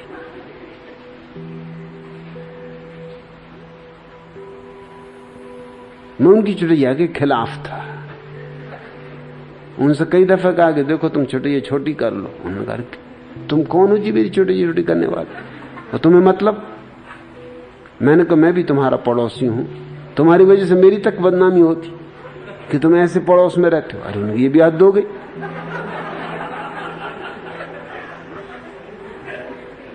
मैंने कहा तुम देखो काट ही लो चुटैया। नहीं माने। गांव में, छोटे गांव में तो लोग गर्मी के दिनों में बाहर सोते। सुबह एक रात उनकी चुटैया काट आया। सुबह क्या मजा हुआ, देखने लायक दृश्य खड़ा हो गया। वो क्या उछले फांदे, क्या कूदे, बिल्कुल बजरंग बली हो गए। उनका धर्म नष्ट हो गया। बड़ा मोहल्ले के आदमियों को लेके आके मेरे घर आ गए। मेरे पिता से कहा कि अब हद हो गई, अभी सीमा के बाहर बात हो गई, मेरा धर्म नष्ट हो गया, मेरी चुटैया काट ली। मैंने कहा भाई तुम ऐसा करो, मेरे पूरे बाल काट लो, और क्या करो? कहो तो मैं चुटैया बढ़ा लूं। तुम्हारी कट गई, मैं बढ़ा लेता हूं, जब बढ़ जाए तब तुम काट देना। चुटैया ही काटी है, कोई तुम्हारा धर्म कैसे नष्ट हो जाएगा? चुटैया में तुम्हारा धर्म था, तुम सिद्ध कर सकते हो चुटैया में तुम्हारा धर्म था।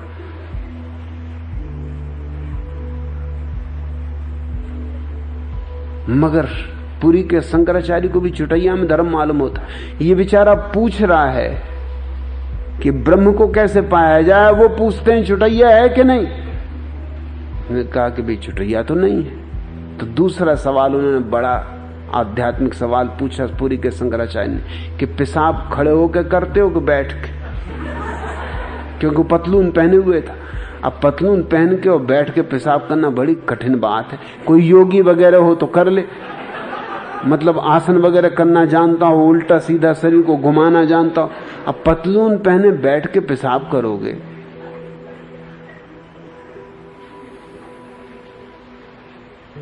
तो पुरखे तक तिर जाएंगे। कहा कि पतलून की वजह से बैठ के तो कैसे कर सकता हूं? तो उन्होंने कहा खड़े होकर पेशाब करते हो और ब्रह्म ज्ञान की पड़ी। अरे पहले अपना आचरण ठीक करो, चुटैया बढ़ाओ, बैठ के पेशाब करो।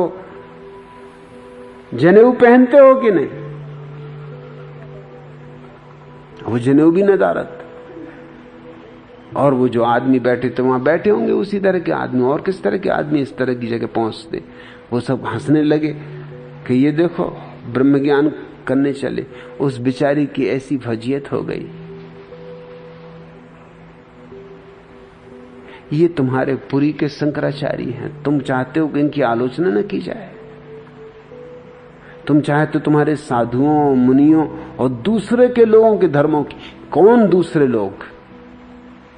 मैं किसी को दूसरा नहीं मानता, कोई दूसरा नहीं। बिजली चलाने में तुम्हें फिक्र नहीं आती कि किसने खोजी? तुम्हारे बाप दादों ने खोजी, शंकराचार्य ने खोजी, रामानुज ने खोजी, निम्बार्क ने खोजी, वल्लभाचार्य ने खोजी। किसने खोजी? तब तुम नहीं पूछते कि बिजली घर में चला रहे हैं, पंखा चला रहे हैं, रेडियो सुन रहे हैं, ये किसने खोजा? विज्ञान पर सबका अधिकार है, तो धर्म पर क्यों नहीं? धर्म भीतर का विज्ञान है। फिर जीसस ने खोजा कि जरथुस्त्र ने खोजा कि मोसेस ने खोजा कि महावीर ने खोजा, क्या फर्क पड़ता है? कृष्ण ने खोजा कि क्राइस्ट ने खोजा, क्या फर्क पड़ता है? सारे धर्म मेरे हैं। इसलिए कोई मुझसे ये ना कहे कि दूसरे के धर्मों की मैं कड़ी आलोचना करता हूं। मेरे धर्म है और उनमें जहां जहां मैं देखूंगा लोगों ने गंदगी मिलाई है, उसकी मैं आलोचना करूंगा। मेरे धर्म है, मैं अधिकारी हूं कि अपने धर्मों में कचरा न मिलने दूं। मैं किसी और के धर्म की आलोचना नहीं कर रहा हूं। और मजा यह है कि हरनाम दास ही दूसरा प्रश्न पूछते हैं जिससे जाहिर हो जाती कि अक्ल कितनी होगी। दूसरा प्रश्न पूछते हैं, भगवान रामायण में यह साफ साफ कहा गया है कि एक व्यक्ति को बस एक ही विवाह करना चाहिए और पर स्त्री को देखना भी पाप है। आप जिस मुक्त, स्वच्छंद और अपने कम्यून में होने वाले प्रयोगों की बात करते हैं, क्या यह आचरण समाज को एक गलत दिशा में नहीं ले जाएगा? हरनाम दास आर्य, अब तुम रामायण को फंसा रहे हो कि नहीं? अब मैं रामायण के संबंध में कुछ कहूं तो आलोचना हो जाएगी, और तुम कहते हो कि साधुओं, मुनियों और दूसरों के धर्मों की आलोचना ना करो। अब तुम बाबा तुलसीदास की पिटाई करवाने को खुद उत्सुक हो, तुम्हें खुजलाहट हो रही। अब मैं क्या करूं? बोलूं तुम्हारा पहला प्रश्न मानूं कि तुम्हारा दूसरा प्रश्न मानूं?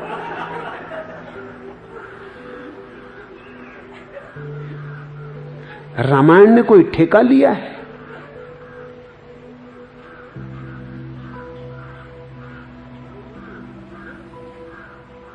रामायण कोई धर्म ग्रंथ है? कथा कहानी है, पढ़ो, जी भर के पढ़ो, लीला करो, मगर धर्म ग्रंथ क्या है? रामायण तो सारा देश पढ़ रहा है। कितने लोग धार्मिक हो गए हैं रामायण पढ़ के। चौपाइयां पढ़ते पढ़ते चौपाए हो गए हैं और कुछ भी नहीं। और तुम कह रहे हो रामायण में साफ साफ कहा गया। कहा गया होगा, कोई मैं आबद्ध हूं रामायण में जो कहा है उसको मानने को, कि एक व्यक्ति को बस एक ही विवाह करना चाहिए। तो फिर कृष्ण महाराज की क्या गति होगी? 16,000 पत्नी। रामायण के हिसाब से कृष्ण महाराज को कहां रखोगे?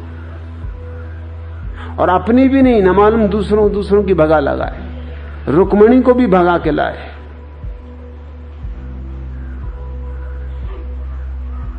और तुम्हारे सब ऋषि मुनियों की अनेक पत्नियां थी। एक पत्नी थी जिसको पत्नी कहते थे, बाकी को पत्नी न कहने के लिए वधू शब्द खोजा हुआ था। आजकल तो हम वधू शब्द का उपयोग गलत अर्थ में कर रहे हैं। उस अर्थ में पुराना जो हिसाब है बैठता नहीं। वधू कहते थे उपनिषद के काल में उन स्त्रियों को जो तुम्हारी पत्नी तो नहीं है लेकिन जिनके साथ तुम पत्नी जैसा व्यवहार करते, उनको वधू कहते थे। पत्नी एक होती थी, वधुएं अनेक होती थी। बाजारों में बिकती थी औरतें।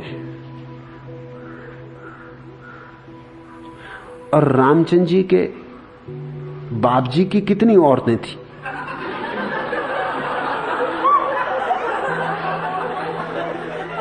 और ये खूसट बुढ़ा बुढ़ापे में भी एक औरत के ही चक्कर में तो राम को भिजवा दिया था जंगल 14 साल के लिए। न वो औरत होती न रामायण होती, सब मजा किरकिरा हो जाता, तुम्हारा सारा धर्म ही डूब जाता। उसी चौथी औरत की वजह से रामायण। तो बाबा तुलसीदास कहां होते? कौन पूछता?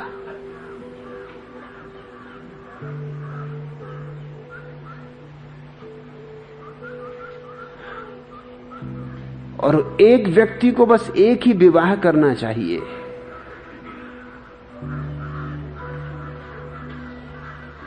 तो मैंने कब कहा कि 2 करना चाहिए?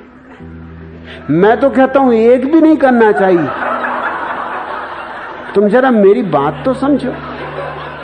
मैं किन ऊंचाइयों पर ले जा रहा हूं और तुम कहां की बातें कर रहे हो। मैं तो एक से भी बचाना चाहता हूं। एक में ही झंझट शुरू हो जाती। और जब एक किया तो दो से कब तक बचोगे? एक के बाद दो, दो के बाद तीन। आखिर आदमी तो गति करेगा, विकास करेगा।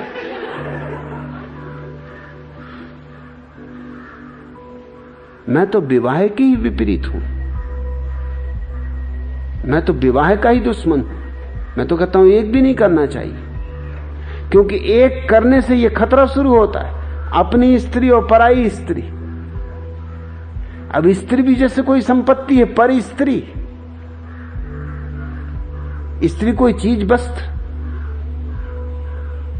स्त्री की कोई आत्मा है या नहीं? उसको संपत्ति मान के चलते रहे हो। पर स्त्री, उसकी तरफ देखना भी पाप है। कैसे घबराए हुए लोग रहे होंगे, कैसे डरपोक लोग रहे होंगे, किसी स्त्री की तरफ देखने से घबरा रहे हैं। इनके भीतर कैसा कचरा कूड़ा नहीं भरा होगा, इनके भीतर पाप ही पाप भरा होगा। नहीं तो दूसरे की स्त्री देखने में क्या हर्ज है? कौन सा पाप है? और अगर दूसरे की स्त्री सुंदर है तो उसको सुंदर कहने में क्या हर्ज है? पड़ोसी की बगीचे में अगर सुंदर फूल खिले तो तुम उससे नहीं कहते कि आह कितने सुंदर गुलाब तुम्हारे बगीचे में खिले। इसमें कुछ अड़चन है? अच्छी दुनिया होगी, भले लोग होंगे, तो मैं मानता हूं कि किसी की सुंदर स्त्री को देख के कोई कहेगा कि तुम धन्यभागी हो, ऐसी सुंदर स्त्री तुम्हें मिली। अच्छी दुनिया होगी तो कोई व्यक्ति किसी सुंदर स्त्री के पास जाके भी उसे धन्यवाद देगा कि अनुग्रह कि मैंने तेरा दर्शन किया, आज सुबह सुबह तू इतनी सुंदर स्त्री मुझे दिखाई पड़ी। और ऐसा नहीं एकदम चिल्ला देगी, पुलिस वाले को बुलाने लगेगी, क्योंकि इसने कोई पाप नहीं किया, कोई धक्का नहीं दिया। अभी क्या कर रहे हो तुम? सुंदर तो नहीं कहते हो उससे, लेकिन भीड़ भाड़ में धक्का दे देते हो। मौका मिल जाए तुम्हें, चुटई खींच दोगे, चोटी ले दोगे। क्या क्या तुम नहीं कर रहे हो? हे ऋषि मुनियों की संतान, तुम्हारी कैसी दुर्दशा है। और बकवास तुम यही लगाए हुए हो कि दूसरे की स्त्री को देखना पाप है। क्या पाप है? परमात्मा की कृति है, स्त्री भी पुरुष भी। किसी की स्त्री को देखना पाप नहीं, घूंघट डालना पाप है। इसका मतलब हुआ कि घूंघट डाल के तुमने परमात्मा की कृति को छिपाया, तुमने मालकियत कर दी कि मेरी स्त्री, मेरा घूंघट, सील मोहर बंद। और ऐसा नहीं कि सील मोहर बंद नहीं होती थी, मध्य युग में यूरोप में यह चलता था, क्योंकि अक्सर जैसा हमारे देश में चलता था वैसे वहां चलता था। हम तो और ज्यादा जघन्य। जब कोई राजा युद्ध के लिए जाता था तो अपनी पत्नी की गर्दन ही काट जाता था।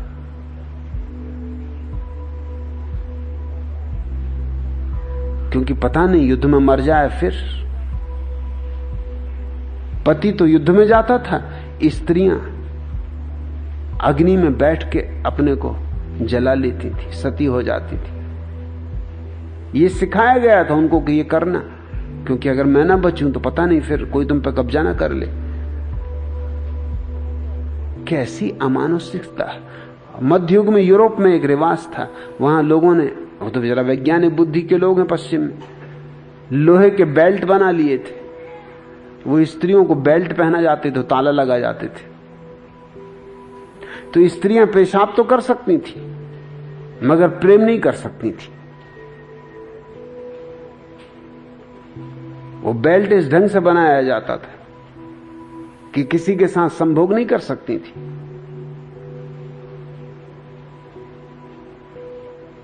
एक सेनापति युद्ध पर जा रहा था, उसे ये डर लगा कि कहीं युद्ध के मैदान में कहीं चाबी गिर जाए, खो जाए, कुछ हो जाए तो मारे गए, लौट के फिर क्या करेंगे।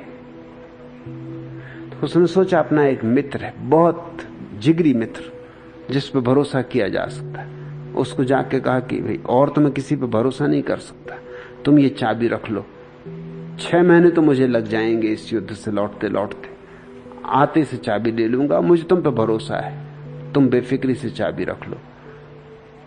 निश्चिंत वो गांव के बाहर अपने घोड़े पर सवार होकर निकला। गांव के बाहर ही निकला ही नहीं था, एक दूसरा घोड़ा भागता हुआ आया बेतहासा। उसका मित्र चला आ रहा था। उसने कहा रुको रुको। रोका इसे और कहा कि ये क्या है, तुम गलत चाबी मुझे दे आए। इधर ये चाबी दे के गए, उधर वो चाबी खोलने पहुंच गए। गलत चाबी का इतनी जल्दी पता चल गया।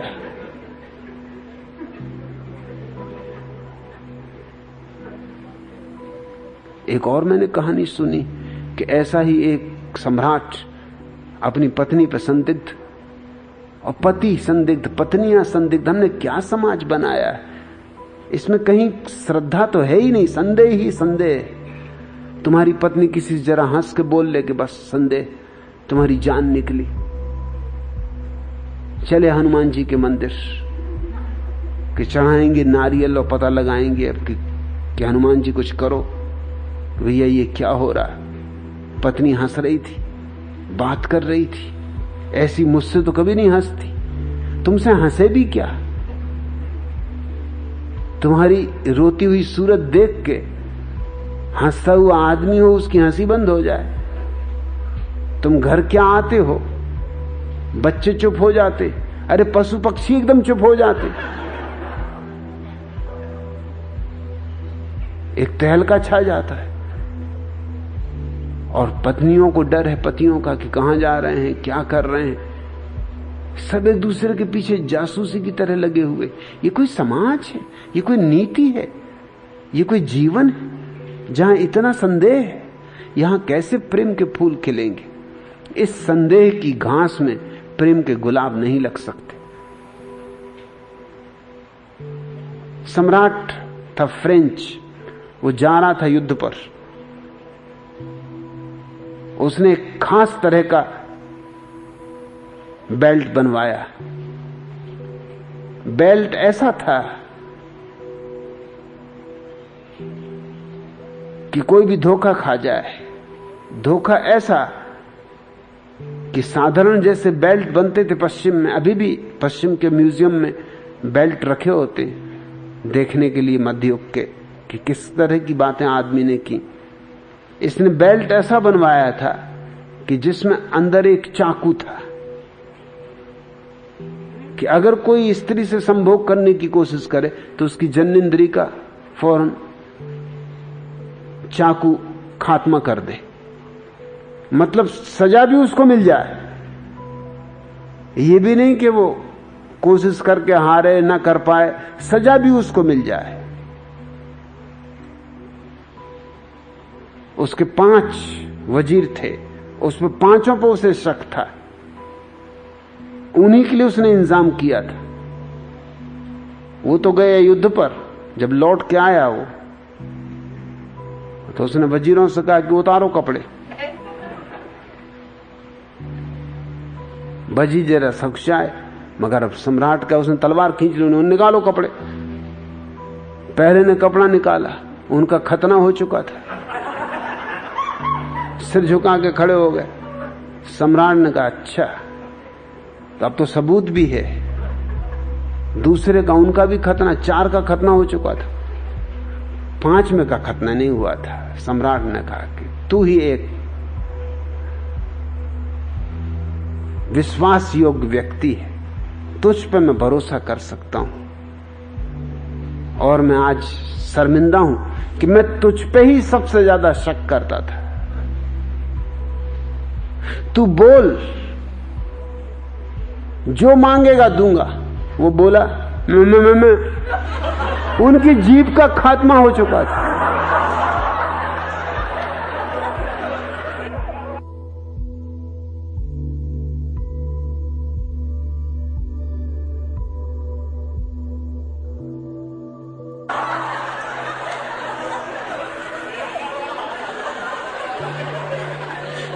फ्रांस के आदमियों के तुम हरकतें जानते ही कि वो प्रेम के एक से एक तरकीबें निकालते। वो जीभ से प्रेम करते, उनकी जीभ नदारत थी।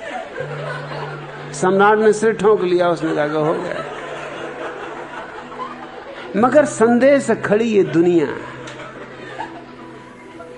कोई अच्छी दुनिया नहीं। मैं एक समाज चाहता हूं जहां लोग प्रेम तो करते हो लेकिन संदेह ना करते हो, और ये तभी हो सकता जब ये विवाह की रुग्ण व्यवस्था समाप्त हो। ये विवाह महारोग है, इसने मनुष्य जाति को पूरा सड़ा दिया है। प्रेम पर्याप्त है। अगर किसी व्यक्ति से तुम्हारा प्रेम है तो जीवन भर साथ रहो, बहुत प्रेम हो तो कई जन्मों साथ रहो, लेकिन आधार प्रेम हो। जहां तुमने जबरदस्ती बंधन शुरू किए, जहां तुमने एक दूसरे की स्वतंत्रता पर रुकावट डाली, बस वहीं प्रेम की मृत्यु शुरू हो जाती। मनुष्य के जीवन में दो बड़ी आकांक्षाएं हैं, एक प्रेम और एक स्वतंत्रता। और अब तक हम ये नहीं कर पाए इंतजाम कि दोनों साथ साथ सध जाएं। कुछ लोगों ने प्रेम साधा, उनकी स्वतंत्रता छिन गई, और कुछ लोगों ने स्वतंत्रता साधी, उनका प्रेम छिन गया। स्वतंत्रता साधने वाले लोग सन्यासी, साधु, भिक्षु, मुनि, तपस्वी भागे जंगल की तरफ, प्रेम से भाग रहे थे। कहते हैं संसार से भाग रहे हैं, लेकिन अगर उनके संसार का मतलब समझो तो कोष्टक में लिखा होता प्रेम। प्रेम से भाग रहे हैं, आसक्ति कहें उसको, मोह कहें उसको, काम कहें उसको, जो भी कहना चाहें कहें, लेकिन भाग रहे हैं प्रेम से। प्रेम से डरे हुए। और क्यों डरे हुए? क्योंकि प्रेम के साथ स्वतंत्रता नष्ट हो जाती। वो स्वतंत्रता को प्रेम करते, इसलिए भाग रहे हैं स्वतंत्रता बचानी। स्वतंत्रता तो बच जाएगी हिमालय की गुफा में, लेकिन वो स्वतंत्रता मुर्दा होगी, क्योंकि उसमें प्रेम का झरना नहीं होगा। पथरीली होगी, बंजर होगी, रेगिस्तान जैसी होगी। स्वतंत्रता तो होगी, मगर उसमें गीत नहीं उठेंगे, उसमें पायल नहीं बजेगी, उसमें बांसुरी की कोई धुन नहीं होगी। स्वतंत्रता तो होगी, मगर मरघट जैसी, सन्नाटा, ठंडी, बिल्कुल ठंडी। और कुछ लोगों ने प्रेम साधा, जिनको हम संसारी कहते, इनकी स्वतंत्रता मर गई। पत्नी पति की स्वतंत्रता मार डालती है, पति पत्नी की स्वतंत्रता मार डालता है। थोड़ी बहुत बचती है तो दोनों मिलकर बच्चों की मार डालते, थोड़ी बहुत बचती तो बच्चे मिलकर दोनों की मार डालते। अजीब दुनिया है, यहां हर आदमी एक दूसरे की स्वतंत्रता का दुश्मन है। बच्चे भी मां बाप को स्वतंत्रता नहीं देते। अगर मां बाप भी पास पास बैठे गुपचुप बातें कर रहे हो तो बच्चे वहीं वहीं घूमते। मां बाप अगर चुपचाप बैठे बात कर रहे हो या जरा मस्ती में हो तो बच्चा फौरन आ जाएगा, भूख लगी। अभी आधा घड़ी पहले इसको खाने नहीं था, भोजन नहीं, भूखी नहीं थी, अब उसको भूख लगी कि पेशाब जाना, कि पखाना जाना, कि फलाना करना, ठिकाना करना। हरकत खड़ी करेगा, आके निश्चित हरकत खड़ी करेगा, कोई न कोई उपद्रव खड़ा कर देगा, मगर घूमेगा वहीं, चक्कर वहीं मारेगा।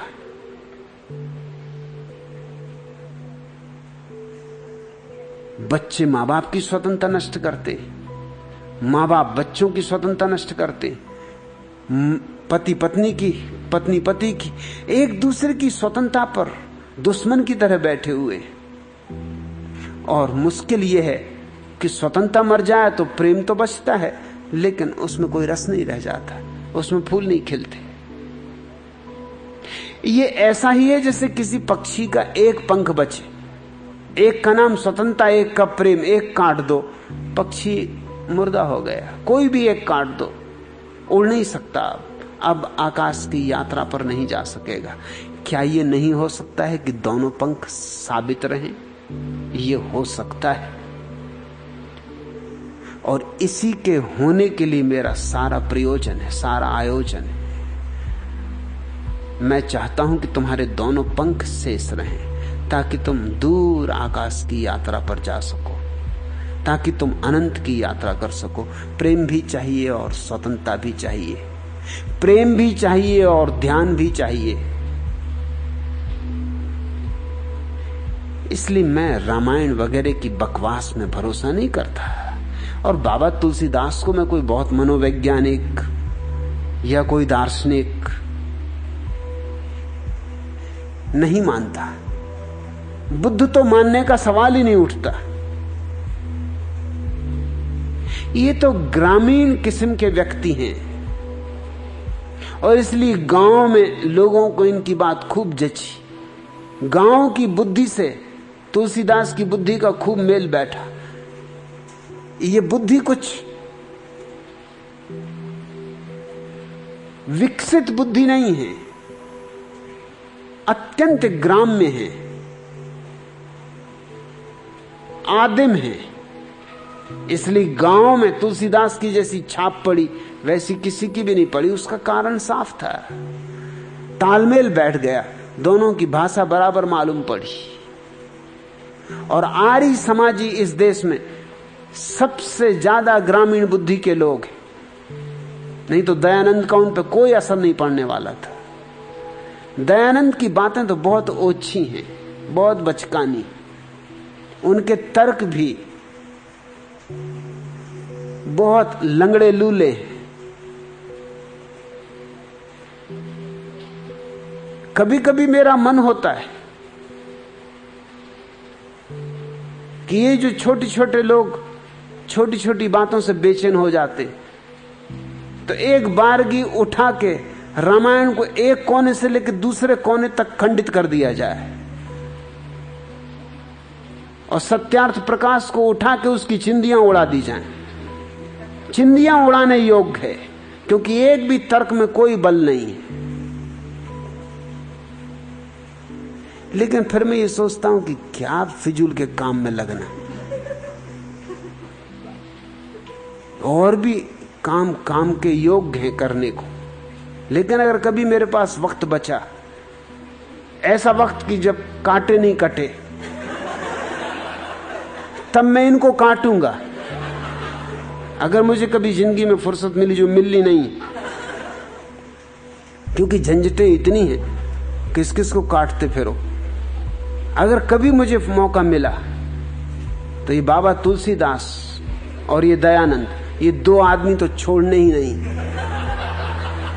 इन दो आदमियों ने तो भारत की छाती पर बहुत घूंगर मूता है, बहुत भारत की छाती पर दाल घोंट रहे हैं। इनसे तो छुटकारा भारत का चाहिए ही चाहिए। आखिरी सवाल,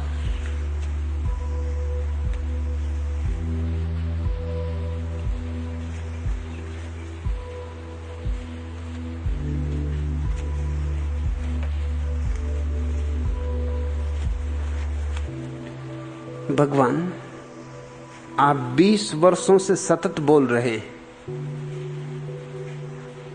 इस तरह बोलना कैसे संभव हो पाता है? इस कला का राज क्या है? राजेंद्र, राज कुछ भी नहीं। एक छोटी सी कहानी से तुम्हें समझ में आ जाए। एक नेताजी चुनाव लड़ रहे थे। चुनावों के मामले में वे जरा नए नए ही थे, भाषण वगैरह देना उन्हें ढंग से आता नहीं था। चुनावी दौरे के समय उनके मित्र ने उनसे कहा कि भाई, ऐसे भी क्या शर्माते हो? अरे नेता होकर शर्म करते हो? वे बोले कि भाई, मैं जरा इस क्षेत्र में नया नया हूं और भाषण देने की कला मुझे आती भी नहीं कि कैसे भाषण देना चाहिए। मित्र महोदय हंसे और बोले, अरे भाषण देना भी कोई कला है? बस बात में से बात निकालते जाओ, यही तो भाषण का राज। इसके बाद नेताजी ने मंच पर जो भाषण दिया वह इस प्रकार था। भाइयों और बहनों, ना तो मैं स्पीकर हूं, ना ही लाउड स्पीकर। स्पीकर हमारे मोहल्ले के कल्लन मियां हुआ करते थे, जो कि आजकल कब्र में। उनकी कब्र पर 2 तरह के फूल चढ़ाए गए, गुलाब के और गेंदे के। और आप जानते ही होंगे कि गुलाब से ही गुलकंद बनता है, और गुलकंद ही सारी बीमारियों की जड़ है। और जड़ों में सबसे लंबी जड़ खरबूजे की होती है। और आपको पता ही होगा कि एक खरबूजे को देखकर दूसरा खरबूजा रंग बदलता है। रंग जर्मनी के प्रसिद्ध होते, और जर्मनी में ही हिटलर हुआ था, जिसके कारण द्वितीय विश्व युद्ध हुआ था। और इस युद्ध में कई शेर दिल मारे गए थे। 40 शेर का एक मन होता है, और मन बड़ा चंचल होता है। चंचल मधुबाला की बहन का नाम था। मधुबाला वही जिसे दिल का दौरा पड़ा था। दिल एक मंदिर है और इस मंदिर के सामने से कई प्राणी गुजरते, जिनमें कई कुत्ते भी होते, और आपको पता ही होगा कुत्ते की दुम हमेशा तिरछी होती। भाइयों और बहनों, जिस दिन कुत्ते की दुम सीधी हो जाएगी मैं फिर भाषण देने आऊंगा। इस तरह बात में से बात निकालते जाना। राजेंद्र, और कुछ कला वगैरह नहीं है, एक दफा बात में से बात निकालना आ जाए, और सबको आती है असल में। तुम रोज यही तो करते हो, एक दूसरे से बातचीत करते हो, तो क्या करते हो? मैं कोई भाषण थोड़ी देता हूं, मेरी कोई कला थोड़ी है। जैसे तुमसे अकेले में बैठ के बात करूं, ऐसे जरा ऊपर मंच पे बैठ के बात कर लिया। एक से बात की कि 1000 से बात की कि 10,000 से बात की, क्या फर्क पड़ता है? मैं कोई भाषण देने की कला में निष्णात नहीं हूं, मैं तो बातचीत कर रहा हूं। और भाषण देने की जो कला होती वो तो 2 कौड़ी की होती, उसका कोई मूल्य नहीं होता। मैं तो तुम्हारे सामने अपना हृदय खोल कर रख रहा हूं, और हृदय बड़ा रहस्य है। 20 साल क्या, 20 जन्मों तक भी खोलते जाओ तो भी उस रहस्य का कोई अंत आने वाला नहीं। मैं तो तुम्हारे सामने अपने प्रेम को गा रहा हूं, इससे गीत पर गीत निकलते हैं। मैं तो तुम्हारे सामने अपने ध्यान को बांट रहा हूं, जितना बांटो उतना बढ़ता है। मैंने जिस भगवत्ता को जाना है उसमें तुम्हें साझीदार बना रहा हूं। 20 वर्ष तो कुछ भी नहीं, अनंत काल तक भी यह सत्संग चल सकता है।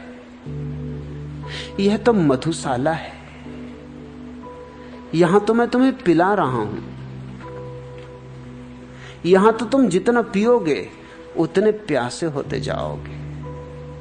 और ये मधु कुछ ऐसा कि जितना पियोगे उतने होश में आते जाओगे। योग प्रीतम ने ये गीत मुझे भेजा है। क्या मस्ती का समा बंधा है तेरे इस मैखाने में, जमा हुआ रिंदों का मजमा इस प्यारे मैखाने में। डरते डरते कदम बढ़ाया हमने भी इस महफिल में, हम भी हो बैठे दीवाने पीकर इस मैखाने में। पीने वाला झूम रहा है पीकर तेरी मैं साकी, फिर भी होश बना रहता है तेरे इस मैखाने में। ऐसा जाम पिलाते हो तुम मुर्दे जिंदा हो जाते, देखे क्या क्या करतब साकी तेरे इस मैखाने में। श्रीमन कृष्ण जनाब मोहम्मद गुड गुड बातें करते हैं, बुद्धों का जमघट है साकी तेरे इस मैखाने में।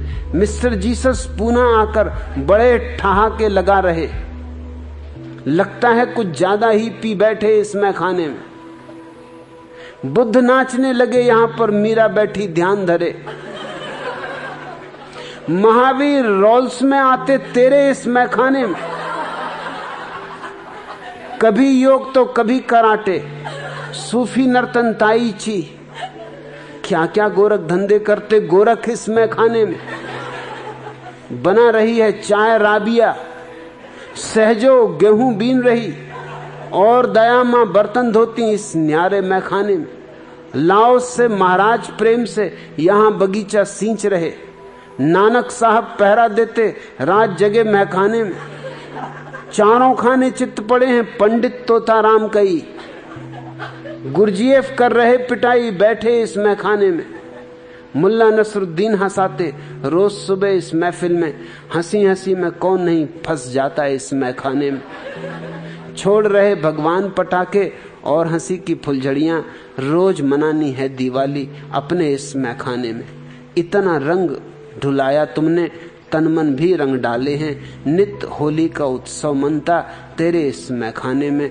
तेरे हाथों मैं पी लें जो सचमुच किस्मत वाले हैं, डूब डूब कर तिर जाते हैं वे तेरे मैखाने में। आज इतना है।